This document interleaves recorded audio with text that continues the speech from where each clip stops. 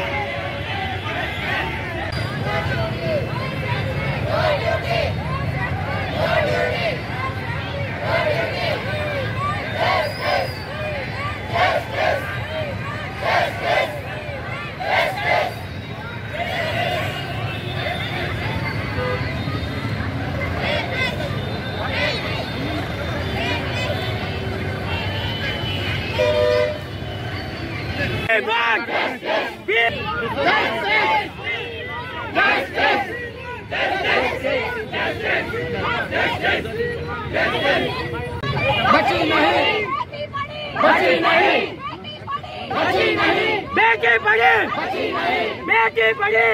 We want justice, we want justice, we want justice, we want justice, we want justice, justice, justice, justice, we want justice. అందరు గట్టిగా చేతులు పైకెత్తి గట్టిగా పైకి చెప్పు. గట్టిగా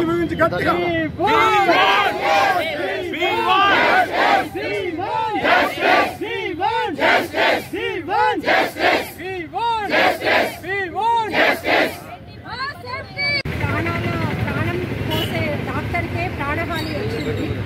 సో ఈ సమాజం ఎట్టుపోతుంది అని ఆలోచించాలి. మన పిల్లలు మన ఆడపిల్లలు బయటికి వెళ్ళి చదువుకొని అంటే ఇప్పుడు అందరు పిల్లలు అందరు హాస్టల్లో ఉండే పిల్లలు బయటికి వెళ్ళే పిల్లలు అందరూ చాలా భయపడుతున్నారు ఈ హీనమైన పరిస్థితి వలన. సో అందరికీ మంచి సెంట్రల్ ప్రొటెక్షన్ యాక్ట్ రావాలి. ఇట్లాంటివి మళ్ళీ ఎప్పుడు జరగకుండా ఉండటానికి కఠినంగా శిక్షించాలి అని చెప్పి కోరుకుంటున్నాను. జస్టిస్ ఇస్ డిలేడ్ అయింది.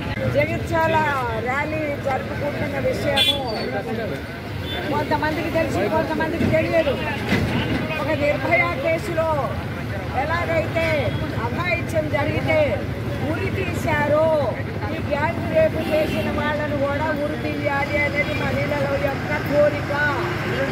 ఒక మహిళ ఒక పురుషుడు భగవంతుడు సృష్టించినటువంటి జెండర్స్ మగవాడు ఆడది సమానమే. కానీ ఈ గ్యాంగ్ రేపులనేవి ఈ మధ్య తరచుగా ఎక్కువైపోతున్నాయి. ముఖ్యంగా వెస్ట్ బెంగాల్లో ఒక మహిళ ముఖ్యమంత్రిగా ఉన్నటువంటి ఒక మహిళ స్టేట్లోనే ఈ రకంగా జరగడం చాలా అమానుష్యంగా నేను భావిస్తున్నాను.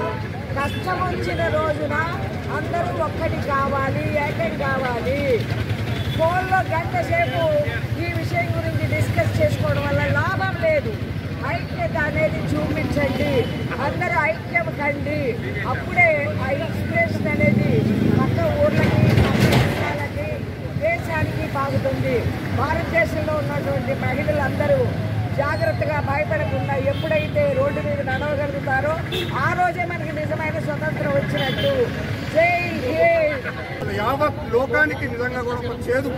ఎందుకంటే డాక్టర్స్ అనేటోళ్ళు రేపు పొద్దున దినానికి మానవాళికి వాళ్ళందరూ ఒక దేవుళ్ళతో పాటు ఒక సమానం. ఈరోజు నిజంగా ఒక పేషెంట్ అని అడిగితే ఎవరు మీకు డాక్టర్? దేవుళ్ళు అని అంటే దేవుళ్ళ తర్వాత దేవుళ్ళు అనేటోళ్ళు డాక్టర్లే. మా ప్రాణాలు కాపాడుతున్నది దేవుళ్ళే అనేటోళ్ళు. మరి అట్లాంటి దేవునికే రక్షణ లేకపోతే ఇక మేము ఎట్లా ప్రాక్టీస్ చేయాలి? రేపు రొద్దున దినానికి ఏదో ఒక కాంప్లికేషన్స్ తో వస్తే మేము ఎట్లా ఏ రకంగా ధైర్యంగా ముందుకు పోయి ఆ పేషెంట్ని కాపాడాలి? ఇవాళ ఎంత దౌర్భాగ్య స్థితిలో ఉన్నామా అని అనిపిస్తుంది. ఇవాళ మన పిల్లల్ని ఇవాళ మనం ఎంతో ప్యాషన్తో ఇవాళ MBBS లో జాయిన్ చేస్తున్నాం. ఇవాళ జగిత్యాల్లో కూడా ఇప్పటికి 3 బ్యాచ్లు వచ్చినాయి. అంటే ఒక 400 చినుకుబడి డాక్టర్లు MBBS లో వాళ్ళు ఫ్యూచర్ గురించి ఆలోచన చేసుకొని ఇప్పుడు వచ్చి జాయిన్ అయినారు. మరి వీళ్ళందరికీ సెక్యూరిటీ ఏది? ఇవాళ నేను ఏ గవర్నమెంట్ అయినా పర్లేదు, ఇవాళ నేను క్వశ్చన్ చేస్తున్నా. ఇక్కడ గవర్నమెంటే కావచ్చు, వెస్ట్ బెంగాల్ గవర్నమెంటే కావచ్చు, ఇవాళ సెంట్రల్ గవర్నమెంట్ కూడా మేమందరం కూడా Indian medical association, medical colleges association నుంచి వెళ్ళి మిమ్మల్ని అందరినీ కూడా మేము ప్రశ్నిస్తున్నాం. మీరు మాకు సెక్యూరిటీ ఇప్పిస్తారా లేరా? మా డాక్టర్లకు సెక్యూరిటీ ఉంటుందా లేదా? ఇవాళ అంత దౌర్భాగ్య పరిస్థితులలో మీరు ఇప్పటికీ కూడా ఆమెకు న్యాయం చేయలేకపోయినారు. ఇప్పటికీ ఆమెను ఎవరైతే రేప్ అటెంప్ట్ చేసిన వాళ్ళు ఉన్నారో వాళ్ళందరినీ తీసుకుపోయి పిట్టల్ని కాల్చినట్టు కాల్చేది ఉంటే మీరందరూ ఒప్పుకుంటారా లేదా? పిట్టల్ని కాల్చి ఎందుకు కాల్చలేదు?